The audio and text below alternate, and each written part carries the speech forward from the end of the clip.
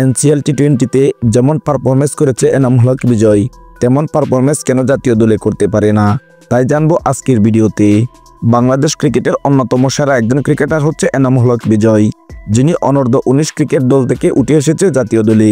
অথচ এই ক্রিকেটার ঘরোয়া লিগগুলোতে দুর্দান্ত পারফরমেন্স করে, কিন্তু জাতীয় দলে এসেই তার ফর্মের ঘাটতি ঘটে। এটা কিসের জন্য, কেনই বা এমনটা হয়, তাই হচ্ছে আজকের ভিডিওর